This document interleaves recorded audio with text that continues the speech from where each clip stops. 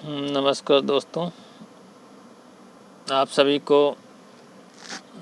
76वें गणतंत्र दिवस के पावन अवसर पर बहुत सारी बधाइयाँ एवं शुभकामनाएँ। आज पूरा देश 76वां गणतंत्र दिवस मना रहा है और पूरे हर्षोल्लास खुशी के साथ ये दिवस मनाया जा रहा है। देश के स्वतंत्रता को लाने में, देश को स्वतंत्र कराने में, दासता की बेड़ियों से छुड़ाने में जो वर्षों तक देश गुलाम रहा, अंग्रेजी गुलामी से जूझना पड़ा। उस गुलामी को स्वतंत्र कराने के लिए, गुलामी से हमको मुक्ति दिलाने के लिए, देश को मुक्ति दिलाने के लिए हमारे वीर शहीदों ने कितनी कुर्बानियाँ दी, कितनी लड़ाइयाँ लड़ी गई, तब जाके हमारा देश आज़ाद हुआ। आज़ादी के उपरांत देश को चलाने के लिए हमारे पास कोई विधान नहीं था। अंग्रेज़ों के द्वारा बनाया गया संविधान था, देश का कोई अपना संविधान नहीं था। आज़ादी के उपरांत इस पे विचार हुआ, चिंतन हुआ, काफ़ी कुछ चिंतन विचार के उपरांत इसमें कई समितियों का गठन किया गया, कई समितियां बनाई गई कि कैसे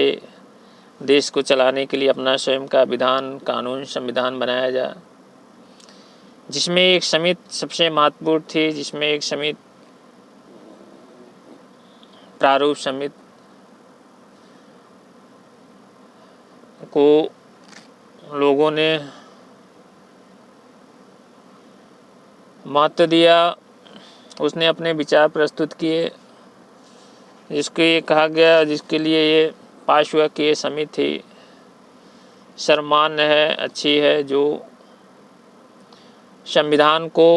पूर्ण रूप से बना सकती है, अच्छे से बना सकती है, देश के हित में बना सकती है। उस समिति के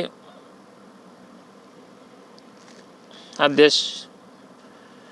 डॉक्टर भीमराव अंबेडकर साहब थे और इसमें कई सदस्य भी थे।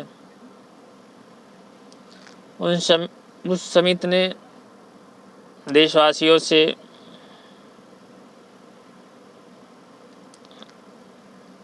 देश का संविधान बनाने के लिए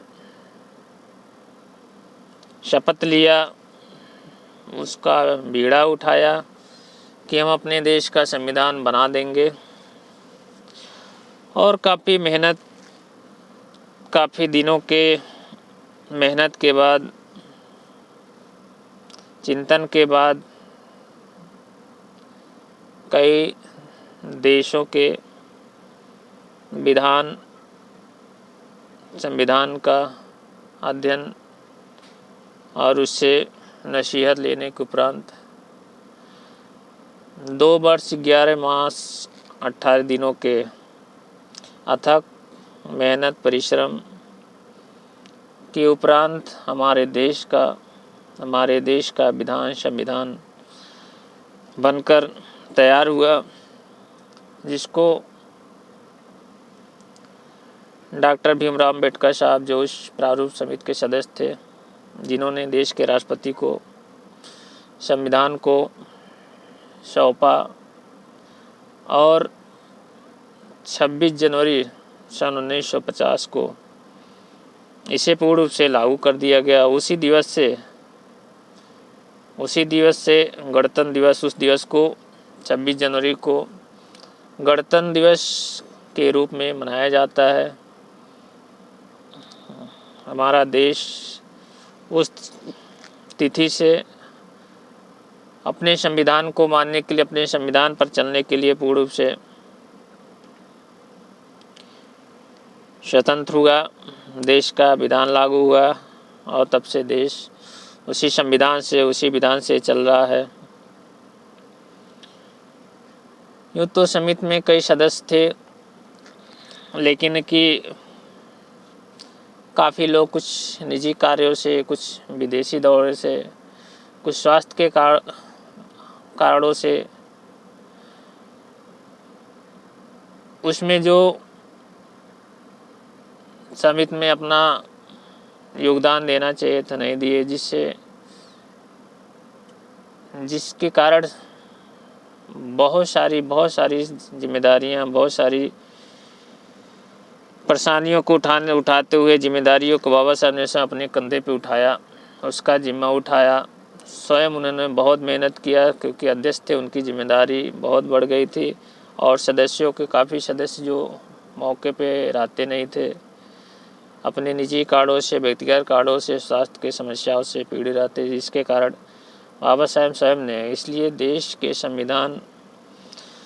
को बनाने का सबसे बड़ा क्रेडिट, सबसे बड़ा महत्व डॉक्टर भीमराव अंबेडकर साहब को दिया जाता है और उन्हीं का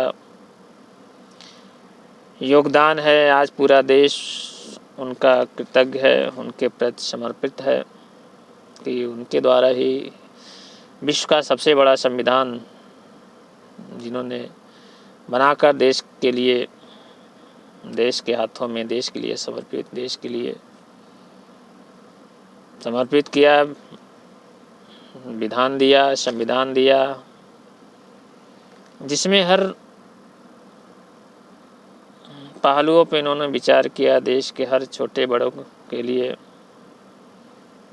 स्थान दिया, महिलाओं के लिए जो सामाजिक स्थिति, जो सामाजिक दशा थी, बहुत ही दयनीय थी, उनको कोई अधिकार नहीं था, पुरुष के